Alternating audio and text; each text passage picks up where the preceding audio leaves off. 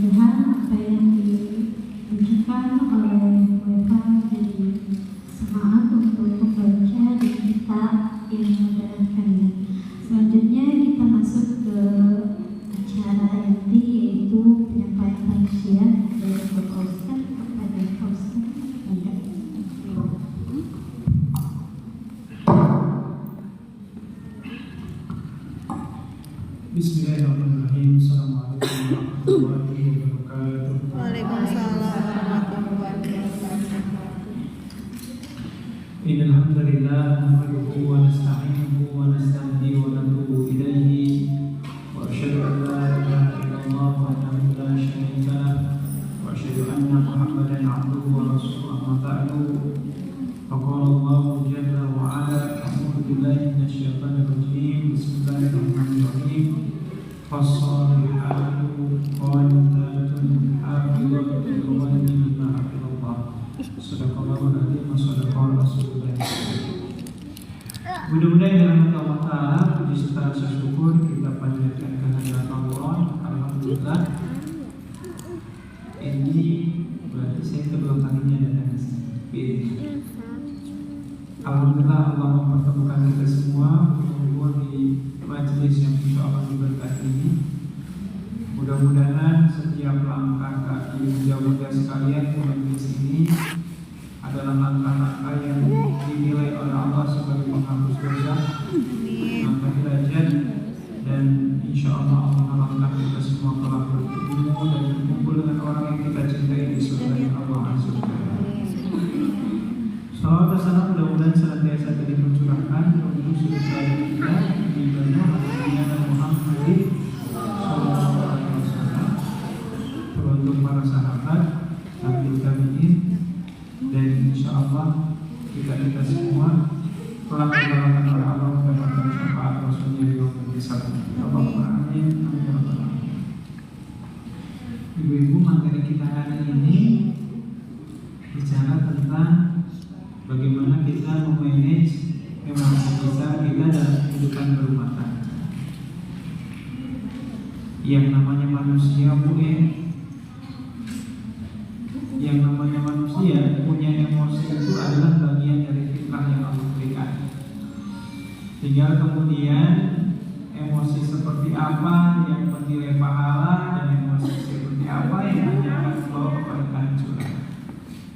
Kalau bicara emosi dalam konteks kehidupan rumah tangga, kadang suka diidentikan dengan hal yang positif atau negatif? Negatif. Istilah rumah tangga. Nah, kalau berbicara tentang negatif, berarti kita berbicara bagaimana kita meminimalisir agar emosi yang ada itu bisa tersalurkan ke hal yang positif. Apakah kehidupan rumah tangga Rasulullah SAW itu ada air terus? Enggak juga. Rumah tangga para sahabat apakah ada air terus? Juga. Yang namanya kehidupan rumah tangga itu, apalagi katanya kehidupan rumah tangga itu 70%-nya adalah ngobrol, 70%-nya komunikasi, sisanya di luar itu. Maka kalau komunikasi kita dengan pasangan itu tersumbat, ada masalah itu dalam kehidupan rumah tangga. Ustaz, suami saya mah introvert, jarang ngobrol. Enggak seperti itu juga. Yang namanya pendiam kalau sudah ketemu dengan pasangannya pasti akan ngomong. Gak ada introvert, gak ada extrovert. Kalau udah ngobrol, udah ketemu sama pasangan, pengennya ngomong aja. Ya. Nah, oleh sebab itu, apalagi katanya perempuan itu kemampuan bicaranya dalam satu harinya di atas rata-rata laki-laki. Berapa, Bu? 20.000 kata. 20.000 kata. Katanya bahwa perempuan itu katanya 20.000 kata. Kalau laki-laki hanya 7.000. Ya, katanya. Maka memang secara umum yang diwanti-wanti oleh Allah kepada kaum perempuan itu adalah disuruh menjaga lisan. Disuruh menjaga lisan. Mohon maaf ya, kata Rasulullah, kebanyakan wanita itu masuk neraka karena apa? Gak bisa menjaga omongan kepada suami. Yang purna hasil tenarimakeun hasil pemberian dan hasil usaha. Maka ini yang harus coba kita perhatikan. Makanya saya berpikir gini, Bu, kenapa sih pengajian itu yang ramai justru ibu-ibu, bapak-bapak jarang? Kenapa, Pak? Kenapa sih, Bapak? Ya bahasanya mungkin sederhana, ibu-ibu itu butuh ruang untuk mencurahkan segala hal yang ada dalam benak pikirannya yang mungkin di rumah itu nggak mungkin bisa dikeluarkan. Maka ketika keluar dari rumah, ya setidaknya lega, bahasanya lega. nanti pulang ke rumah lagi, kadang ada gitu. Tapi mudah-mudahan suami ibu enggak ya. Jadi kadang ada suami itu berangkat dari rumahnya dalam kondisi tanda kutip, rumah pagi-pagi kan berantakan. Pas pulang ke rumah lagi malam-malam, rumahnya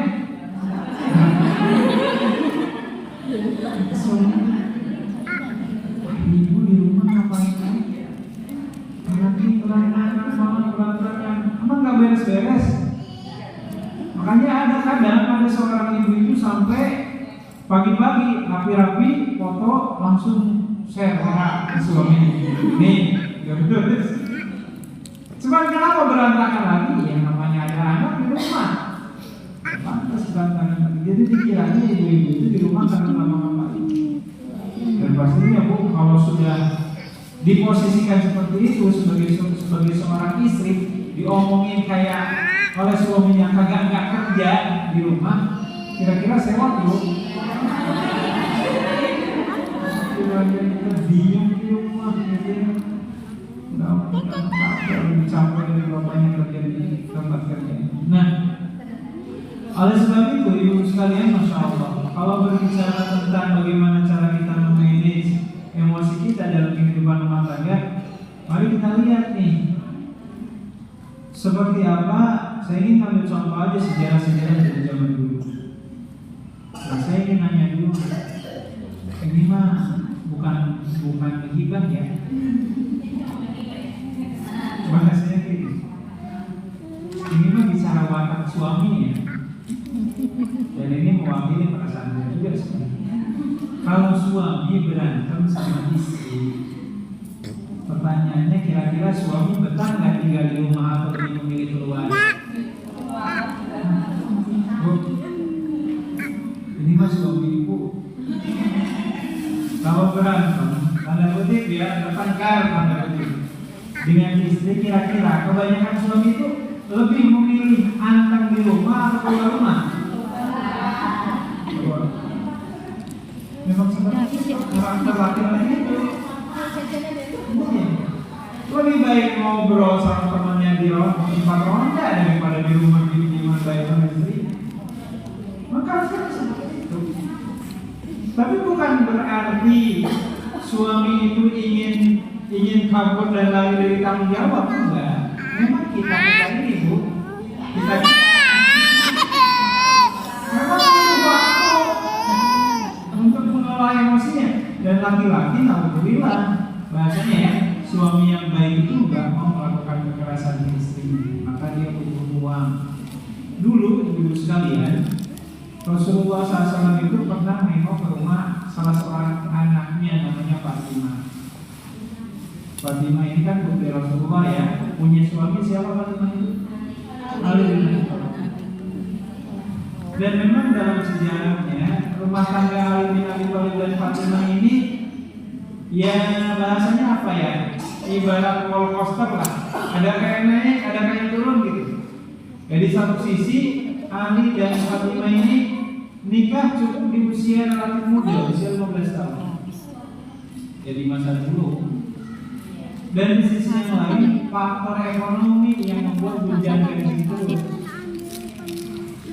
menumpuk. Kalau rumah tangga nggak punya duit, pusing nggak Bu? Pusing. Ya nggak bisa dilakukan gitu. Coba kalau kita ngelihat, yang mohon maaf ini entah di sinetron atau di film-film, kalau keluarganya kaya raya, istrinya juga manggil suaminya kan enak, ya gitu kan.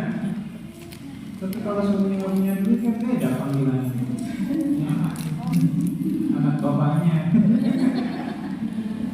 atau apa gitu. Nah, suatu saat ketika Rasulullah berkunjung ke rumah putrinya, saat itu Rasulullah nggak mendapati menantunya ada di rumah putrinya tersebut. Maka Rasulullah SAW mengerti ini, kayaknya ada masalah nih dengan mantu saya. Maka Rasulullah SAW bertanya kalimat begini, kata Rasulullah, aina ibnu ammika, kalau bahasa kita, di mana saudara sepupumu? Maksudnya saudara sepupu itu apa? saudara sepupu apa? Satu kakak. Iya, kalau yang dimaksud saudara sepupu di sini, kalau Rasulullah itu ke Aisyah, ke Fatimah ya. Wahai Fatimah, saudara sepupu kemana? Yang dimaksud siapa? Suami Ali bin Abi Thalib, karena saudara sepupu berkawin. Makanya hati-hati ya, kalau kita punya adik atau punya kakak, adik kakak kita punya anak, kalau suatu saat mereka anak-anak ini ingin kawin sama anak kita, boleh nggak? Boleh. Karena mereka bukan mahram dan bukan mahram itu artinya bukan orang yang harus dinikahi. Hanya boleh aja nih. Nah saat itu Rasulullah nggak nanya kemana suamimu, tapi Rasulullah sebenarnya kemana saudara sepupunya. Maksudnya Ali bin Abi Thalib. Maka saat itu Aisyah Fatimah langsung ngomong, ya Rasulullah, wahai Rasulullah, sebenarnya saya dan suami saya tidak ada masalah. Karena baini wa bainahu syai'un fawwatubani. Saya tadi habis berantem dengan suami saya dan dia marah pada saya. Akhirnya kata Rasulullah, mana suamimu? Ya, Fatimah tidak tahu.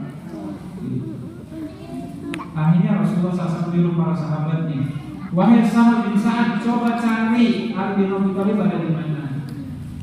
Kira-kira tuh, kalau Ali bin Abi Thalib lagi berantem sama suaminya, kira-kira larinya kemana? Benar.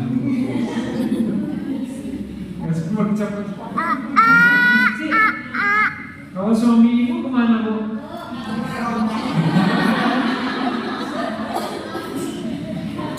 Kami cari ke masjid, ternyata ada di Masjid Nabawi dalam posisi kalau zaman dulu ya lantainya itu nggak pakai keramik, hanya beralaskan pasir gitu. Saat itu ditemukan Ali bin Abi Thalib lagi, kalau istilah orang Sunda mengarekol apa ngarekol? Bukan. Apa ngarekol? Ada orang Sunda di situ. Ngarekol apa? Dia tidur pakai seperti orang kedinginan. Gitu. Dan saat itu kemudian pakaiannya itu akhirnya kotor karena kena pasir. Maka kata Rasulullah SAW, kum ya abadrom, wahai kau yang terkena tanah, bangunlah engkau dari tidurmu. Dan kisah ini sebelumnya saja itu sekalian saya ambil contoh maksudnya. Kalau suatu saat ibu dan suaminya berantem, waliyadzubillah, dan suaminya memilih keluar dari rumah, harus dipahami dulu suami saya itu waktu untuk meredakan emosinya. Karena kenapa? Ini catat baik-baik ya, berumah tangga itu butuh kewarasan, harus waras. Karena kalau seandainya nurutin emosi, bahkan butuh kewarasan.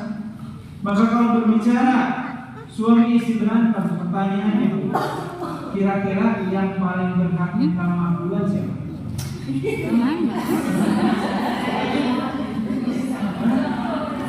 Kira-kira siapa?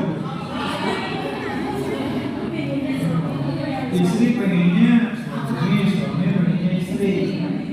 Tapi kalau konteks sekarang jawabannya kita harus bedakan, terlepas siapa yang benar siapa yang salah. Tapi kalau ditanya siapa yang paling layak dan berhak untuk minta maaf itu adalah orang yang paling waras.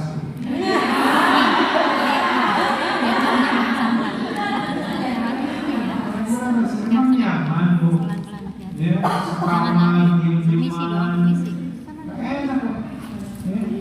Gak akan suka saling nanya. Suami mau makan juga dimasakin sama istri, makan dulu. Kan enak kayak gitu. Makanya, karena sekarang jamaahnya perempuan, maka saya akan tegaskan beberapa dalil terkait kalau suami istri berantem, maka yang paling berhak minta maaf itu adalah istri duluan. Ya saya katakan kan di sini yang hadir ibu-ibu, coba ada bapak-bapak. Jadi ada beberapa alasan ya sekalian.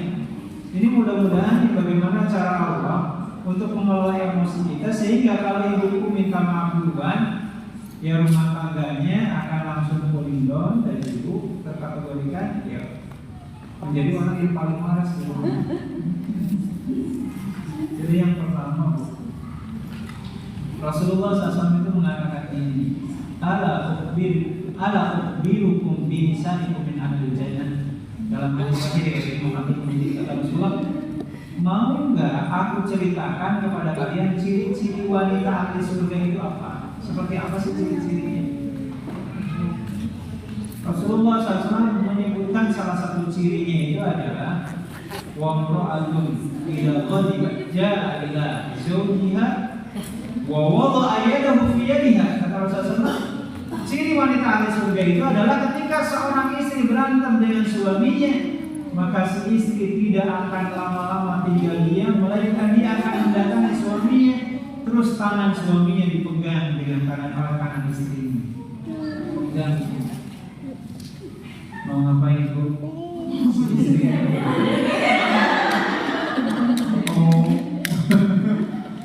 si istri itu kemudian mengatakan, ini dalam hadis, si istri mengatakan, la adukum dan kata Allah, wahai suamiku, mataku enggak bisa tertidur sebelum kau ridho padaku.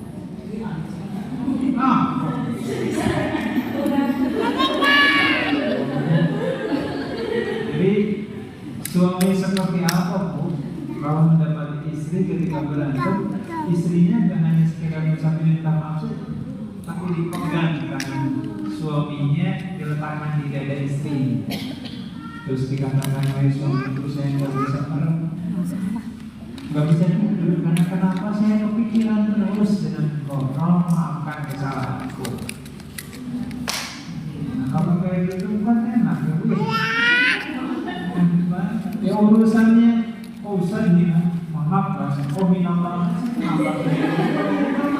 Orang dia yang salah, ingat itu di rumah tangga bukan berbicara siapa yang salah. Dia bahasa saya siapa yang paling panas.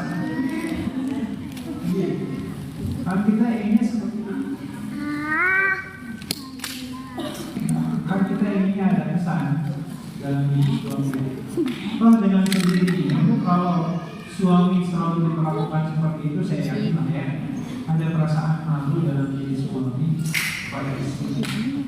Dan kalau suami sudah seperti itu, saya yakin dengan fitrahnya sebagai manusia, suami pun akan balik minta maaf ke istri. Dia akan bilang, iya bunda, sebenarnya yang salah itu tidak. Yang salah itu bapak, maaf. Dari itu nanti saling koreksi, ya saling muhasabah, saling introspeksi, salahnya di mana, gitu kan. Karena gini, ada semacam penelitian. Kalau luka secara fisik itu kan harus cepat-cepat diobatin ya, gak boleh ditinggalkan. Alhamdulillah, ada orang yang kakinya kena paku umpamanya berkarat, itu kan harus langsung diobatin seketika itu juga secepatnya. Tapi kalau luka hati gak boleh langsung diobatin, butuh waktu untuk meredakan. Luka hati itu gak bisa. Ibu lagi berantem sama suaminya, lagi sakit-sakitnya bu, terus dicelamain, dinasehatin sama suami, emang menerima? Butuh waktu. Makanya kenapa kemudian tadi cerita Ali bin Abi Thalib lebih memilih keluar dari rumahnya, butuh waktu. Gak cuma perempuan saja yang katanya lebih tinggi perasaan, lebih kuat perasaannya daripada rasionalnya. Laki-laki juga punya perasaan. Bahasa gitu. Kok nanti ngomongin? Nah, ini bicara bagaimana kita memanage emosi kita. Jadi ya nggak bisa langsung diredakan seperti itu. Butuh waktu. Asalkan waktu itu jangan berlarut-larut. Kalau Rasulullah SAW itu kan sampai ngasih ultimatum, Yang namanya tanda kutip ya, yang namanya berselisih, yang namanya bertikai, itu usahakan jangan lebih dari 3 hari. Jangan lebih dari 3 hari. Kalau sudah lebih 3 hari itu udah warning. Apalagi mohon maaf kalau istri 3 hari kuring-kuringan terus, marah, nangis, itu isyarat hatinya itu sudah tersayat-sayat. Rasanya gitu. Makanya jangan lebih dari 3 hari, diusahakan. Nah beginilah, ini salah satu kredit poin sebenarnya yang harus kita perhatikan Bunda-bunda sekalian. Jadi kalau nanti mudah-mudahan gak berantem ya.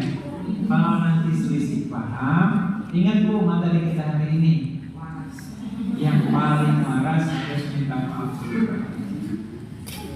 Mungkin kalau mengikuti hawa nafsu mah, kok kayak kita yang kalah ya Ustaz ya?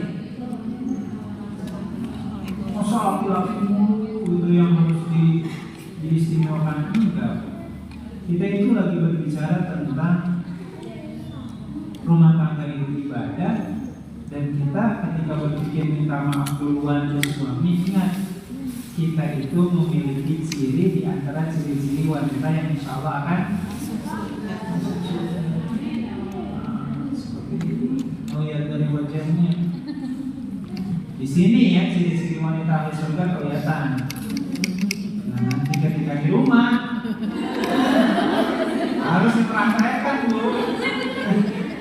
Jangan pas pulang ke rumah keluar tanggungnya lagi, tanggungnya keluar lagi, jangan gitu ya.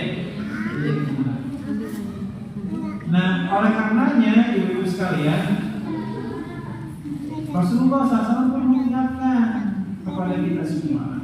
Wabil khusus kepada ibu-ibu tadi terkait pentingnya meminta maaf duluan itu, sampai balasannya itu begitu luar biasa di sisi Allah. Itu catatan yang pertama. Ya, jadi Bismillah. Mulai hari ini, ya termasuk saya pribadi, inilah ya. Mulai hari ini kalau saya dengan pendamping hidup saya berantem, insya Allah saya yang paling duluan. Tapi ingat Bu, minta maafnya selalu saya sampaikan tadi, yang namanya sakit hati gak boleh minta maaf ketika orang sedang sakit-sakitnya, sedang parah-parah.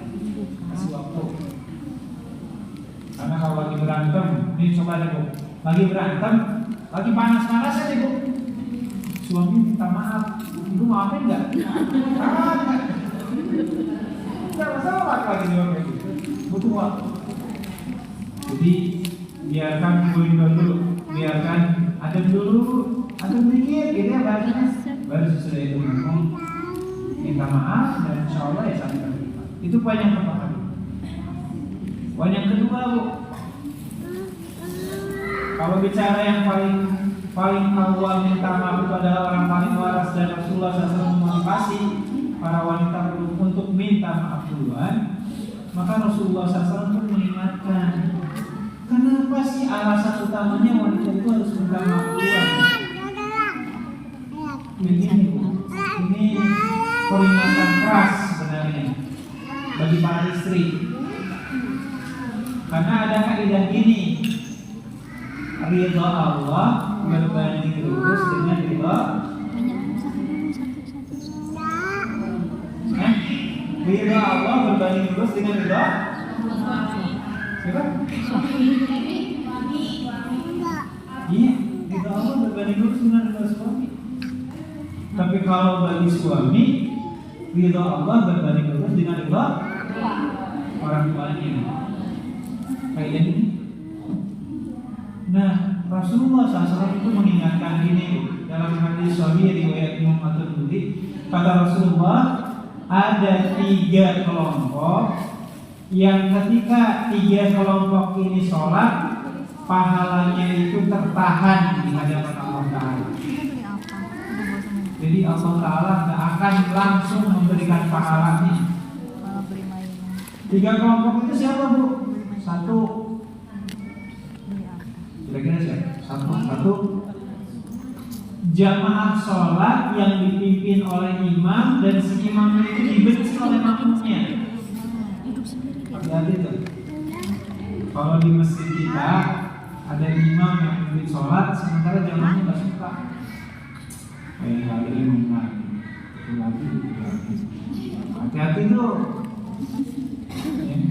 Khawatir kelompok yang pertama seperti ini, kata Rasulullah, la tablugu sholatun syamatu udunaihim. Kata Rasulullah, sholat mereka itu hanya sampai telinga doang, nggak sampai ke langit, nggak sampai nembus ke langit, sehingga Allah Ta'ala tidak akan memberkahi. Lalu kemudian yang kedua siapa? Yang kedua ini kalau zaman sekarang nggak ada lah. Yang maksud saya itu yang kedua itu adalah hamba sahaya yang kabur dan tuannya. Sekarang nggak ada. Nah ini langsung ke poin inti materi yang berhubungan dengan kita semua. Yang ketiga itu adalah seorang istri yang menunaikan sholat dikala suaminya murka kepada istrinya tersebut. Seorang istri yang menunaikan sholat dikala suaminya sedang murka atau marah kepada istrinya. Maka ketika suaminya itu belum reda emosinya, ibu-ibu, atau masalah ibu dengan suaminya belum reda, suaminya masih marah-marah, maka selama itu pula sholat ibu tidak ternilai pahala di sisi Allah. Nah ini mudah-mudahan menjadi pengingat nih. Jadi kadang sih kalau saya duluan yang minta maaf, jadi ingatkan oleh Allah juga, karena marahnya suami itu berbanding lurus dengan murkanya Allah. Sehingga kita khawatir sebagaimana yang disebutkan dalam hadis ini, seluruh ibadah kita termasuk salah satunya ibadah sholat itu tertahan pahalanya di sisi Allah.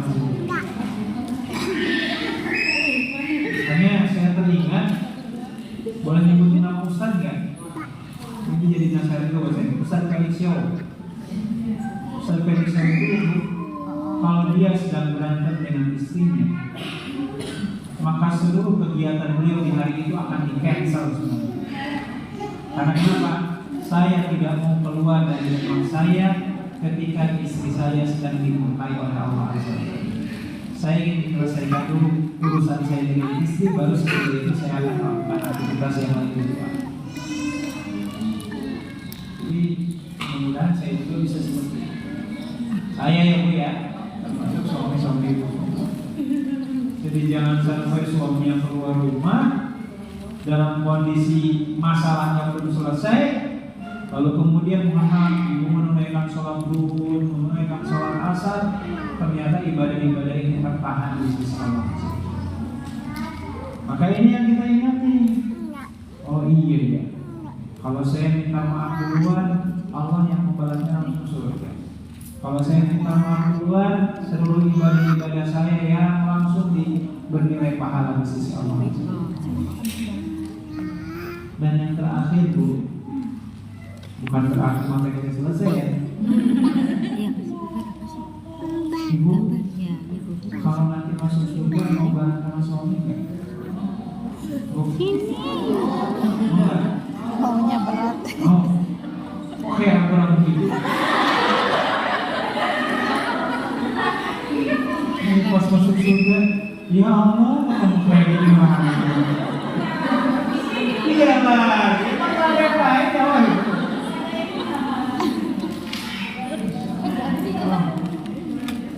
Biasanya ngejawab itu dulu, sebenarnya suami Bu. Kalau istri mah rata-rata mah pengen ketemu suaminya lagi. Pengen ketemu istrinya lagi, betul ya? Tapi ketika ditanya ke suaminya, kalau di surga ingin kumpul bareng lagi nggak sama istrinya? Ya, usah ketemu dia lagi. Allah ya Bu ya, mudah-mudahan kita semua masuk surga kumpul bareng lagi. Amin.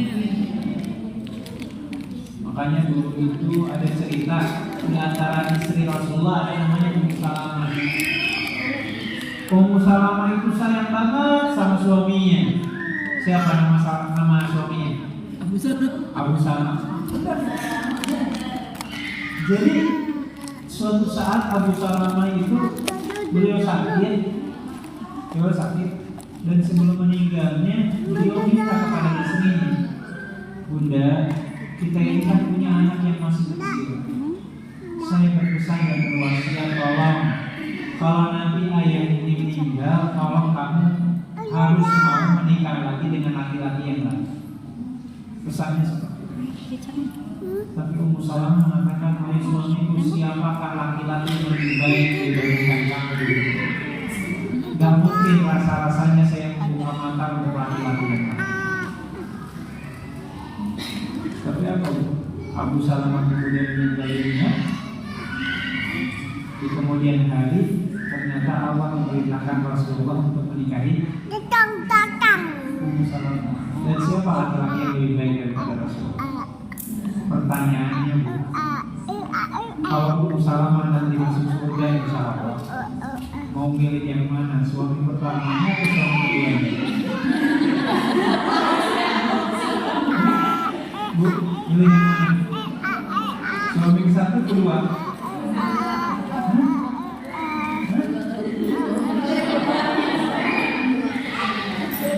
Nah, jadi Bu, ketika ibu-ibu, tapi saya berharap mudah-mudahan kita semua ini sehidup surga. Jadi saya cukup pada saya nikah itu sekali dengan pasangan hidup yang satu, apa yang bisa terus. Tapi kalau kasusnya mohon maaf seperti Ummu Salamah, maka kaidah dasarnya ya, setiap ahli surga itu punya hak untuk memilih pasangan mana yang paling dia cintai. Dan rasa-rasanya Ummu Salamah pasti akan milih Rasulullah. Pasti akan milih Rasulullah. Kenapa coba? Kenapa lebih milih Rasulullah? Kenapa coba? Yang jawabannya sederhana lah, orang yang paling soleh, surganya yang paling tinggi, gitu dibandingkan suami pertama. Nah, singkatnya, ini kembali ke pembahasan kita. Rasulullah SAW itu mengatakan gini, maksud saya, ketika ada istri berani marah-marahin suami di dunia nih Bu, di dunia, maka kalau seandainya suaminya ini di kemudian hari Allah pastikan masuk surga, izin Allah Bu, ini bukan saya nakut-nakutin ya. Maka para bidadari yang ada di surga sana itu kemudian melaknat istri yang memarahi suaminya di surga.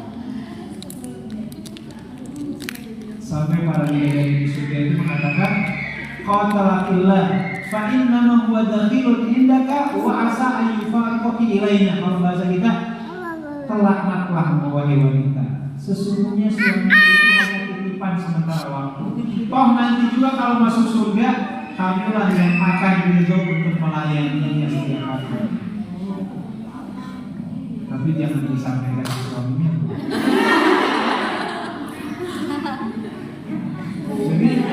Jadi ceritanya nih kita sedang berkompetisi. Ini ternyata ketika kira-kira suami itu masuk surga. Dan izin Allah kalau bicara tentang masuk surga kan Allah Ta'ala itu sudah mengetahui siapa saja yang masuk surga, termasuk nanti suami ibu kira-kira kalau masuk surga apinya ada di mana, kira-kira udah tahu belum? Enggak, Allah maksudnya bukan tahu. Bu, Allah udah tahu belum kalau suaminya masuk surga apinya di mana? Ya udah, ibarat kata nih Bu, ada rumah, udah tahu pemiliknya, plus fasilitas di dalamnya pun udah tersedia. Di dalamnya ada bidadari surganya. Kira-kira bidadari surganya udah tahu nggak siapa calon pemilik rumahnya yang akan dilayaninya? Siapa pemilik rumahnya? Pak Agus katanya. Ada nama suami Pak Agus ya?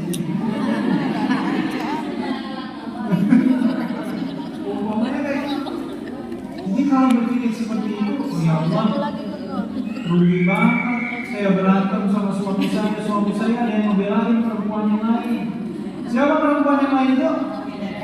Bidadari di surga. Kalau suami itu masuk surga, itu insya Allah mudah-mudahan masuk. Nah, jadi ini mukadimah awal dulu untuk menimbulkan hal-hal yang positif dalam pikiran kita. Kalau suatu saat nanti emosi kita hendak meluap-luap, ingat nih, Nah, kajian materi kita hari ini, kalau kita cool down, kita segera meminta maaf, kita masuk surga. Kalau kita marah-marah terus, ibadah kita tertahan. Bahkan kalau kita marahin suami kita terus, yang enak suami kita, karena kenapa?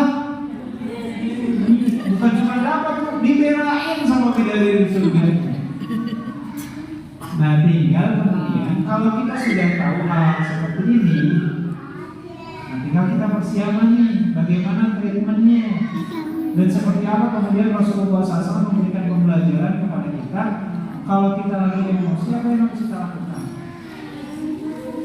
Dan memang kan sebenarnya Bu, yang bisa menghadirkan suasana di rumah itu nyaman dan enak, sebenarnya terus terangnya itu dikembalikan kepada suami. Kalau suaminya enak, humoris, insya Allah rumah tangga pun tentram. Meskipun istrinya mampir,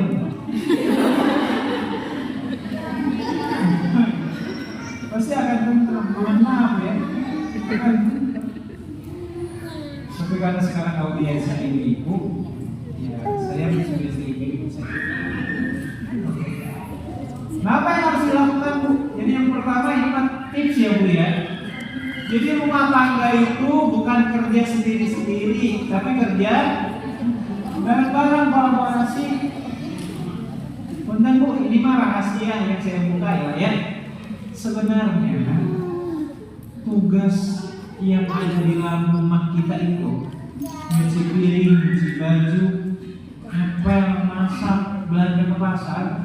Sebenarnya kalau boleh jujur itu kewajiban siapa sih? Suami.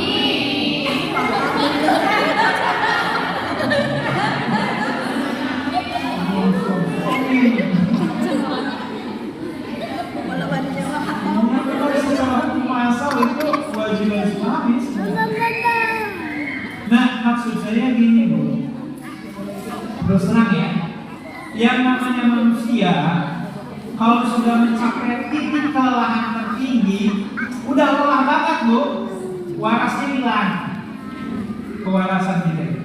Maka maksud saya, tolong urusan rumah tangga itu jangan ditanggung oleh ibu sendirian, suruh suaminya. Harus ada kolaborasi. Makanya dulu para sahabat itu nanya ke Siti Aisyah, wahai ummul mukminin, kalau Rasulullah suamimu lagi ada di rumah, biasanya ngapain yang dilakukan oleh Rasulullah? Apa kata Siti Aisyah? Ya Rasul itu kalau ada di rumah seperti suami-suami pada umumnya. Gimana suami-suami pada umumnya? Ternyata perilaku Rasul itu gak umum. Apa kata Siti Aisyah? Rasul itu kalau pakaiannya sobek, beliau yang menjahit sendiri.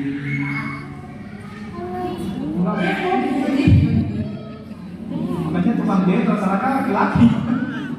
Tapi maksudnya untuk hal yang seperti itu saja, yang sebenarnya di masa itu jangan ada laki-laki yang bisa menjahit. Tapi kata Siti Aisyah, Rasulullah SAW itu kalau ada di rumah, kalau pakainya sobek, dia yang menjahit sendiri. Kalau sendalnya rusak, dia yang memperbaiki sendiri. Dan kalau seandainya waktu sholat sudah tiba, beliau akan minta izin dulu ke istrinya untuk berangkat ke masjid. Artinya Bu, ya memang harus ada kerjasama. Makanya yang namanya perempuan ini mah pengertian sebenarnya, dan ini juga bisa berlaku kepada laki-laki. Kalau ibu-ibu terlalu capek banget, pasti deh Bu, kewarasannya itu akan berkurang, emosi terus keluar. Makanya harus ada kerjasama. Apalagi ibu-ibu yang sudah punya anak remaja, itu sudah harus dijadwalkan, ada petugas piket. Ingat ibu-ibu, rumah kita bukan hotel yang anak kita mau apapun sedang dilayani kagak. Kalau anak kita apalagi umurnya minimal udah kelas 6 SD, sudah harus diajarin petugas ngepel siapa, yang cuci piring siapa. Gak boleh kemudian udah kelas 6 SD ke atas, mohon maaf, mau laki-laki mau perempuan tuh celana dalamnya itu masih kita yang cuci. Gak boleh. Makanya dulu, nah ini tipsnya Ibu. Nanti Ibu buka surat Al-Baqarah ayat 28. ala bidzikrillah tatma'innul qulub. Kalau Anda ingin tenang, maka hati Anda itu harus perbanyak melakukan aktivitas zikir. Ustaz, maksudnya apa sih? Apa hubungannya kelelahan di dalam rumah dengan berzikir? Jadi ceritanya dulu, ini masih cerita tentang keluarga Fatimah. Fatimah itu ngeluh ke suaminya. Ngeluh kenapa? Wahai suamiku, dilihat tangan saya kapalan, saya capek ngurus anak-anak. Terus kata Ali bin Abi Thalib, terus apa yang harus saya lakukan? Kata Fatimah, ya kalau bisa tolong dong datangkan pembantu ke rumah, bantu. Tapi ingat ya Bu ya, kalau bicara pembantu, ini mah ulama 4 mazhab sepakat. Kalau ibu memperkerjakan pembantu di rumah, kalau pembantunya itu masih muda, tidak boleh pembantu itu tinggal serumah dengan kita 24 jam, tidak boleh. Khawatir? Khawatir apa? Tapi kalau pembantunya mohon maaf dan nenek-nenek, ya nggak apa-apa. Sebenarnya dipekerjakan. Itu ulama 4 mazhab sepakat haram hukumnya pembantu yang masih muda tinggal serumah dengan tuannya. Nggak boleh.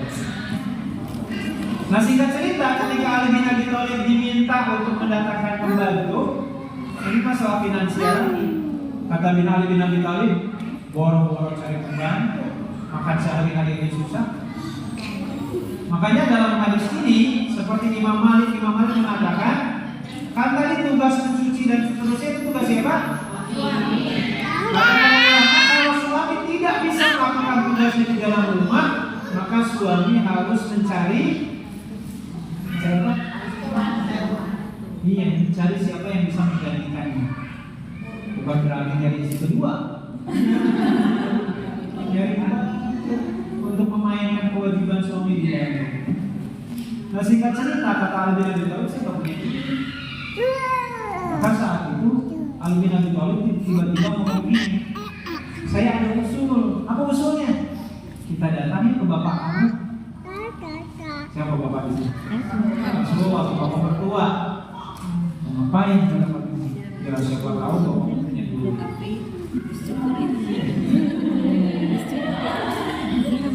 Nah, Ali bin Abi Thalib ngomong kayak gitu, Bu, boleh dikatakan karena Ali bin Abi Thalib itu salah satu menantu kesayangan Rasulullah. Bahkan kalau ibu baca kisah ketika Fatimah melahirkan Hasan Husain, itu yang mengakikohi Hasan Husain siapa?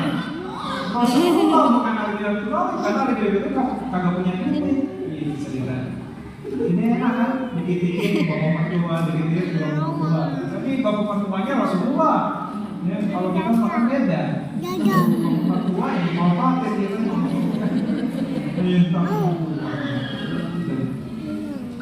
Nah, singkat cerita, datanglah mereka berdua ke Rasulullah SAW. Fatimah ngomong, ya Rasulullah, wahai ayah anda, sesungguhnya saya lelah mengerjakan pekerjaan Ramadan. Tapi apa jawaban dari Rasulullah SAW? Kata Rasulullah, maukah aku tunjukkan sebuah amalan yang kalau amalan ini kamu berdua lakukan, itu jauh lebih baik daripada meminta. Apa coba amalannya?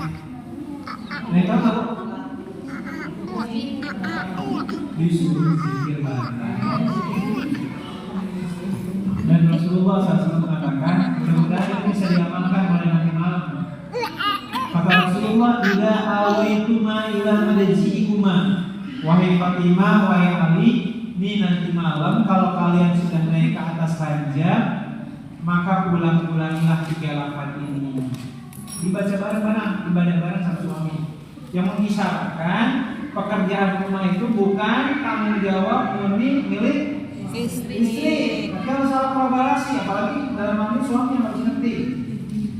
Apa 3 lafaz ini?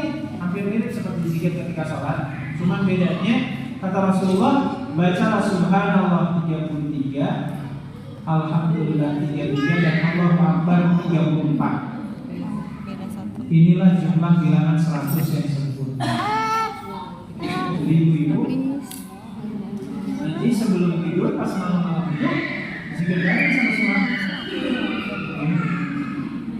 paling biar tenang. Suaminya bilang, Bunda kesambar begini. Nah, biar ada suasana kebersamaan tuh. Ibu suka ada waktu nggak ngobrol sama suami? Jadi suaminya mengerti. Jadi Rasulullah ngajarin di tengah kelelahan seorang istri melakukan berbagai rutinitas dan aktivitas di dalam rumah, maka kata Rasulullah SAW, di akhir malamnya akhiri dengan aktivitas zikir, biar pulih lagi, biar dingin lagi, biar ada lagi. Jadi ibu, kalau ada istri yang sering sewot, itu tandanya istrinya kurang. Saya bukan kurang zikir, kurang duit. Ya kurang duit. Bareng sama suaminya. Ya kalau sudah zikir bareng-bareng itu kan enak ya Bu ya, kita bisa saling introspeksi diri. Ada sahabat Nabi namanya Sa'ad bin Abi Waqqas. Beliau punya kebiasaan sebelum tidur beliau akan mengevaluasi yang sudah dikerjakan di hari ini apa, kekurangannya apa, dan apa yang harus saya lakukan. Dan bahkan Sa'ad bin Abi Waqqas itu memiliki amalan sebelum tidur dia akan memaafkan orang-orang yang pernah menyakiti hatinya di hari tersebut. Itu yang menyebabkan beliau disebut-sebut sebagai calon ahli surga. Siapa namanya Bu? Sa'ad bin Abi Waqqas. Jadi nanti ibu sesudah zikir pas mau tidur, ya Allah hati ini sakit sebenarnya hari ini. Suami saya ngomong gini. Sesudah itu apa? Ya Allah sebelum saya tidur saya maafkan kesalahan saya semua. Sesudah itu apa? Enggak cuma ngomong itu saja, langsung kita doakan yang baik-baik. Ya Allah mudah-mudahan suami saya esok hari bisa lebih baik lagi dan seterusnya. Jadi ini yang bisa kita copy paste, kita tiru dari perilaku Sa'ad bin Abi Waqqas. Sehingga Masya Allah kalau sudah seperti itu kan setiap hari ibu terus mengevaluasi kesalahan diri, kesalahan suami apa. Sesudah itu meminta maaf, bukan cuma meminta maaf saja, bahkan kepada Allah sebelum tidur, ya Allah saya maafin deh kesalahan suami saya. Lalu sesudah itu doain baik-baik suami. Makanya kan pernah ada konten tuh, ada suami istri berantem, terus tiba-tiba si suaminya minta maaf kan, di hadapannya ada kopi. Tuh, karena suaminya udah minta maaf, pas suaminya mengambil kopi, tiba-tiba sama istrinya langsung diambil kopi. Suaminya kaget, kenapa diambil? Sudah saya kasih rahasia.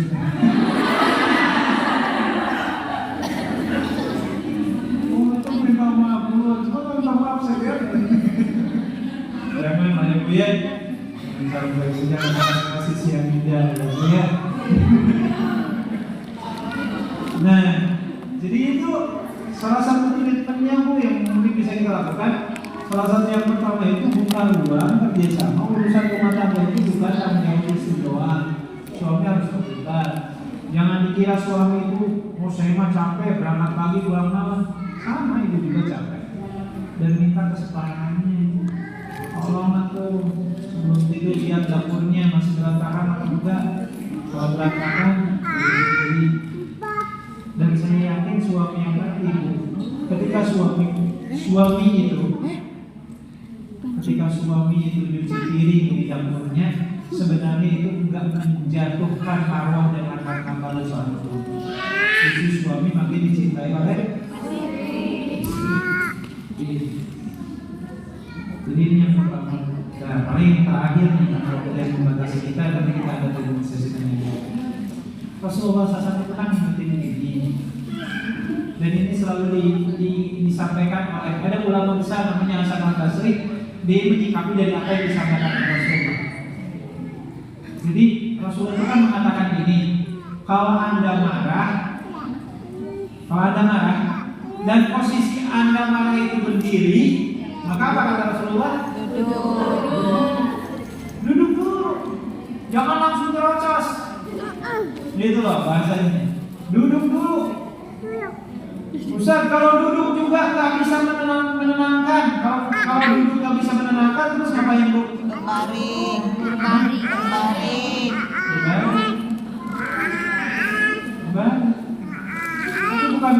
berbaring dengan suami ya. Ini bilang cuma beberapa berbaring. Kalau sesudah berbaring nggak hilang, ngapain lagi Bu? Tidur. Tahu tidur nggak menyelesaikan masalah.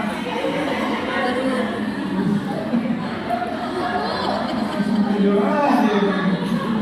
Berbaring, wudhu terus tidur. Makanya hutan ya alhamdulillah.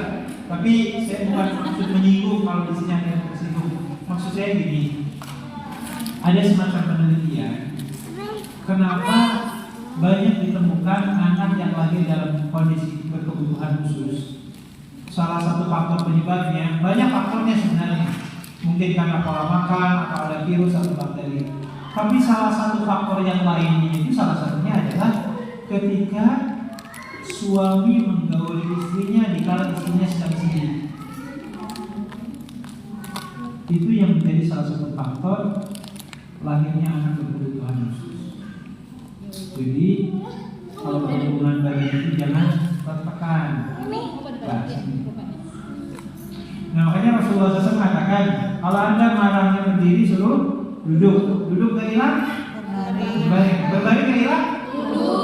Duduk. Wudhu gak hilang kok? Mandi. Kenapa harus wudhu? Kenapa diarahin mandi? Karena kata Rasulullah, ketahuilah marah itu biasanya sumbernya dari setan, dan setan itu diciptakan oleh Allah dari api, dan api itu dipadamkan dengan air. Tapi esensi dasarnya, kenapa kemudian Rasulullah marahin kita ke perbuatan-perbuatan tadi? Salah satu hikmahnya adalah agar pikiran kita yang tadinya lagi emosi, ya lagi panas-panasnya, itu bisa dialihkan,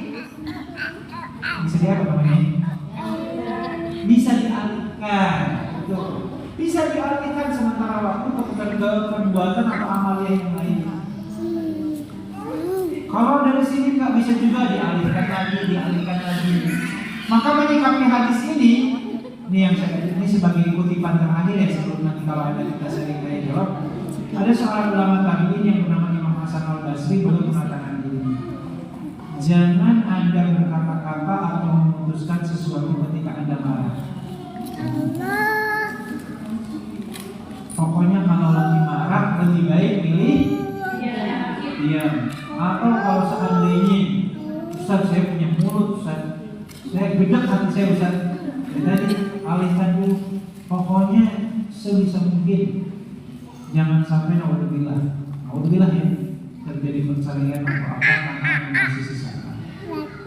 Maka tadi jangan berkata-kata atau memutuskan ketika marah, dan jangan berjanji ketika bahagia. Karena kalau orang lagi bahagia banyak janjinya, betul kan? Jadi nanti seperti tadi betul. Nah itu mungkin ibu sekalian sedikit uraian singkat lah ya. Mudah-mudahan ini bisa menjadi bekal bagi kita semua untuk mengelola ya mengharu birunya rumah tangga kita semua. Karena memang ada sebuah ungkapan ibadah yang paling panjang itu adalah hubungan dan pernikahan. Ibadah yang paling panjang pernikahan. Maka ya pasti pernikahan atau rumah tangga kita itu ada kondisi mengalami fase surga.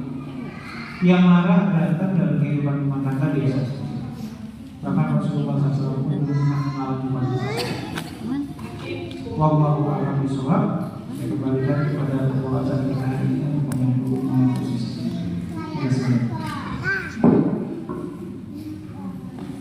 Alhamdulillah, kita masuk ke sesi tanya jawab.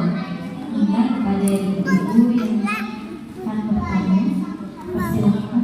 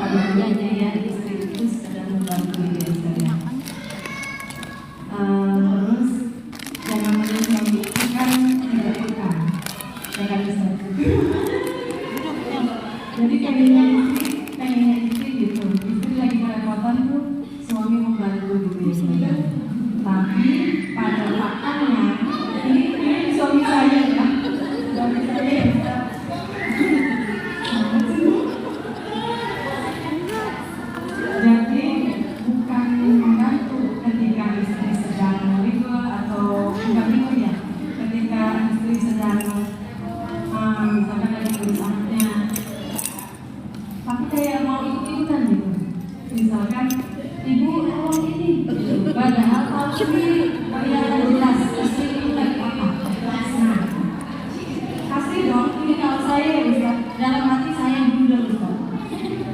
Tapi walaupun blunder, saya tetap melakukan apa yang disuruh suami. Nah, itu hukumnya apa ya Ustaz? Berdosakah saya? Terus apakah yang saya lakukan itu tetap mendapat pahala? Atau itu cuma apa ya? Bisa mengumpulkan pahala-pahala saya gitu. Terima kasih. Assalamualaikum warahmatullahi wabarakatuh. Wah, cuma saya banget. Baik. Jadi mudah-mudahan dirahmati Allah Taala yang pertama dulu. Nasihat untuk saya dan kita semua ini, bahwasannya kalau kita mengharap yang terbaik dari pasangan hidup kita, ingat dulu ya Bu ya, kita ini manusia akhir zaman yang jauh dari keidealan. Dan sebenarnya suami minta ibu lagi bersibuk itu, menurut suami sebenarnya ibu itu masih bisa melakukan apa yang saya lakukan. Katanya istri itu multitasking, ya, sambil nyuci, sambil apa lagi, masak, dia menyusui bayinya, gitu, luar biasa. Jadi yang pertama dulu ya, kita itu harus saling memahami dulu. Nasihat untuk saya dan kita semua, kita ini adalah manusia akhir zaman, jadi intinya jauh dari keidealan. Makanya ada sebuah pepatah dalam bahasa Arab, ada kalimat ini, kullu syai'in naqasat idza qusimat ila sa'adah. Kalau bahasa kita, segala sesuatu di dunia ini kalau dibagi-bagi akan berkurang kecuali satu, kebahagiaan. Maksudnya apa? Kalau kita mengharap kebahagiaan dari suami kita, yang ada adalah kecewa. Tapi kalau ibu membahagiakan suami, insya Allah cepat atau lambat ibu akan merasakan kebahagiaan. Cepat atau lambat? Ustaz, kenapa sih saya terus yang harus berkorban? Saya yakin cepat atau lambat suami ibu yang akan bahagia. Makanya dalam rumah tangga itu ada ungkapan, jangan mencari kebahagiaan, tapi belajarlah untuk memberikan kebahagiaan. Dan insya Allah kita akan bahagia. Nah, apakah kemudian ketika saya ngebundel dan saya tetap mengerjakan apa yang diminta oleh suami, apakah itu tercatat sebagai sebuah amal bahkan bisa menghapus dosa saya? Intinya begini, ngegerundangnya hati kita selama tidak keluar dari lisan itu tidak tercatat sebagai sebuah keburukan. Ya, jadi ibu nyeduh kopi, gitu ya, hatinya teriris-iris, tapi tampangnya, masya Allah, tampangnya masih tampang apa? Wajahnya wajah yang menyenangkan gitu.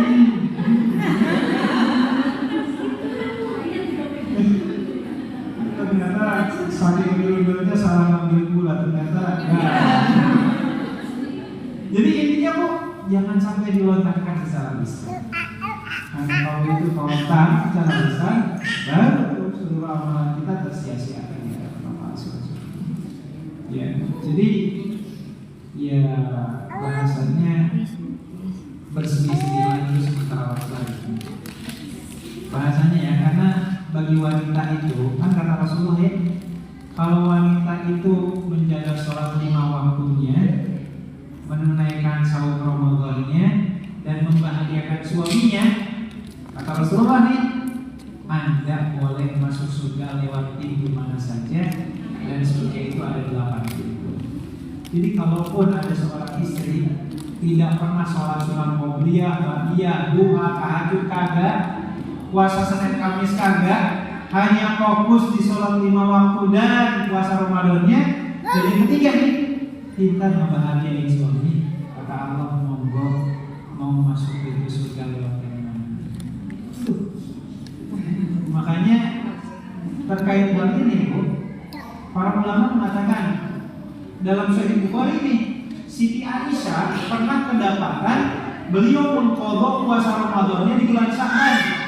Kan Sya'ban itu mentok ya, sesudah Sya'ban puasa. Kan?